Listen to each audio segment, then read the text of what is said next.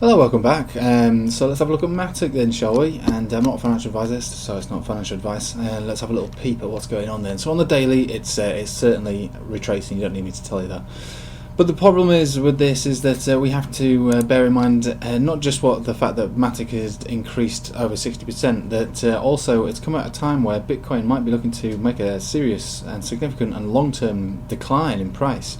I made a video, just the one before this, if you want to have a look at that, simply on Bitcoin and my thoughts on Bitcoin and why I think that. So if you want to have a look at that, feel free to do so. But just to wrap it up, just in a very brief nutshell, Bitcoin is showing some signs of significant possibility of retracing for a longer period of time. Let's just say that. I don't have an exact price of where it's going to fall down to. Now, I've been saying it's probably going to break 7,000 and maybe reverse around 6,800 or so.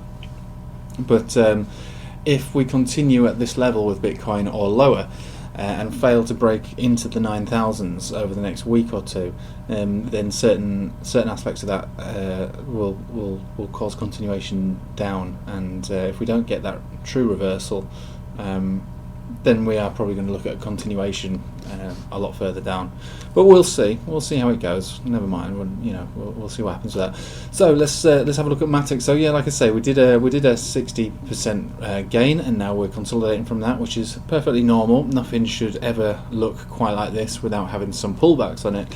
But when we look at the tether pairing and what is currently happening and what has currently happened is that we've bounced on this level here, which is the 7-day close, which is okay. Our first moving average on the test on the daily, our first one that's been offered to us, we've actually found a little support on there. It's not bounced significantly, but we have found support on there exactly, which is reassuring.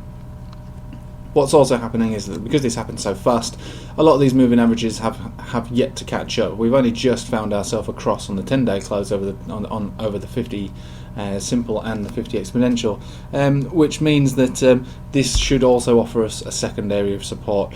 And as the days continue, this will currently it will be getting higher. It's very steep at the moment when it's moving up, so that should also offer a second level of support. One of the more important levels of support, if all this breaks down, would be this guy here, which is our 50-day EMA. Always offers us support with Matic, but it also offers quite significant resistance if we get beneath it. So we've got to bear that one in mind. And finally, we have this, which is currently the centre of the Bollinger Band, but also the last area of significant support before we break all the way down back to where we came from, which is hopefully what isn't going to happen. Currently, I'm expecting to see retracement anyway from the top of here. We all knew that when we got to the sats level of 210 that it's more than likely going to break down from there, but break down to support levels. And if we look here on the Satoshi values, what we've got here, do we have a blue box territory, which is formerly resistance, which is looking like support, but I don't think that's the support. I think it's also the 7-day close, which is also where we found ourselves bouncing from. I wouldn't say bouncing, I'd say supported from there. So again, with the sats level, it's exactly the same situation. Now, when you look at the Satoshi values, it actually it's a little bit more reassuring, but a little bit cautious on this one as well. So we're on the daily, okay? So it's a very short. This entire chart is very short. It's not very big at all. It's a very small and immature cryptocurrency. So it's not really the greatest chart to analyse, but there are certain things you can go by. Like you can see, I mean, I've just shown you where it's bouncing from moving averages. Moving averages are one of my most important indicators for supports and resistances.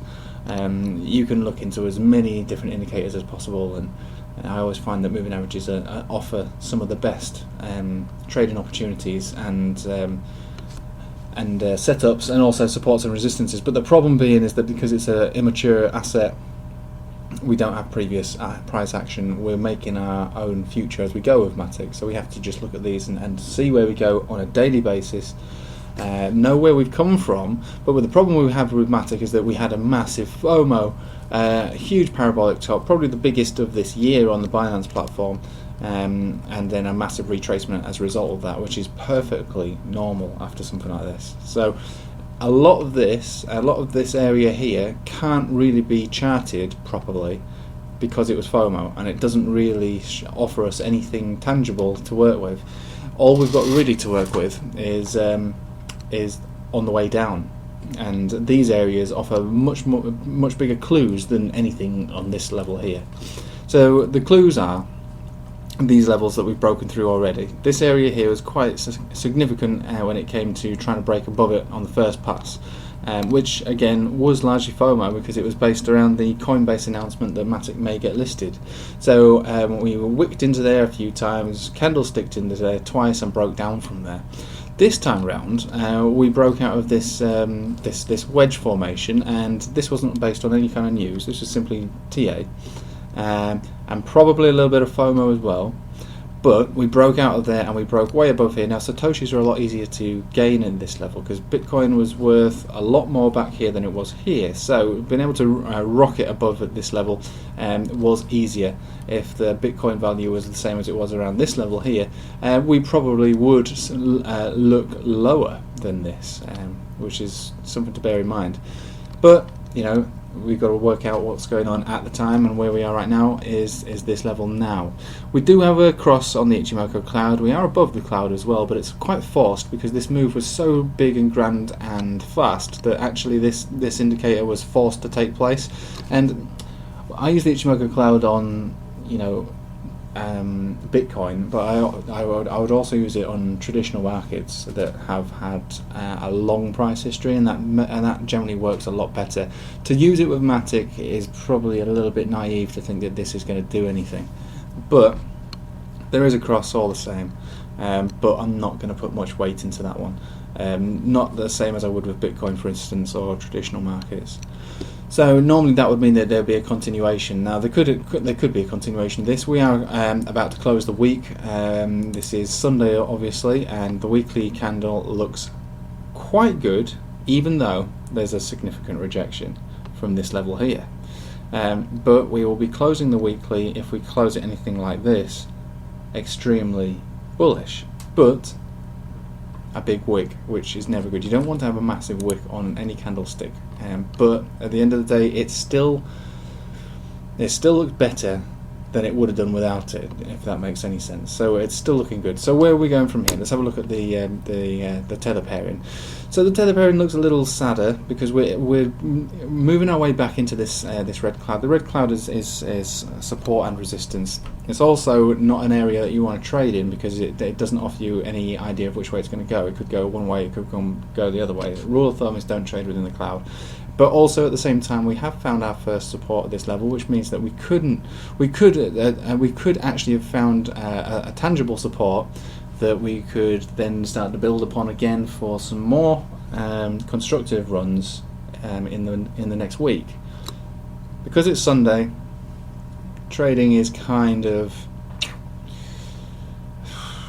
up and down, sideways, cartwheeling all around. It's not really as good as a weekday. Weekdays offer much better trading opportunities and much better opportunity for TA.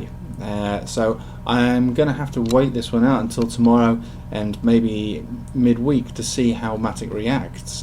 If it breaks down from this, and what is also going to happen is that this moving average here will also gain in its height. It's going to be moving. It's a 7-day close. By the time this closes tomorrow, we'll be up around this level here, hopefully finding ourselves being supported by it as well. But again, if this gets broken down, if Bitcoin decides to take its plummet down tonight, which it could, but I think it's quite unlikely, and if it does, it should find itself being bounced around that $8,000 area for a little longer. I don't expect to see anything dramatic take place with Bitcoin yet. Probably in about an $800 trading range at the moment with Bitcoin, with significant buybacks at that $8,000 or just lower area. So that's what I expect to see from Bitcoin, and I do expect Matic to be brought down with Bitcoin, although I would also expect to see Satoshis maybe at the same level, so perhaps maybe keeping our Satoshi value while decreasing in the tether value. Again, we'll wait to see what happens by tomorrow because the weekly and the daily needs to close, but currently the weekly looks good. With a little bit of reservation to it. The daily obviously looks pretty bad, but generally speaking we've come a long way. To retrace after something like this is perfectly normal, and so long as we don't lose areas such as 100 well, I'll call it 155, where this blue box territory began, which was a significant resistance area to break through. I don't want to have to come beneath there with Matic and find ourselves chipping away and being rejected at it and coming back down. So that is the ultimate test. If we can stay above 155 Satoshis, everything could work out well for us. If we break down beneath there, then I would probably expect maybe as close to a full retracement on this move. We'll see. Anyway, it's been insightful looking at this chart, and I hope you have a good weekend for what's left of it, and take it easy. See you later.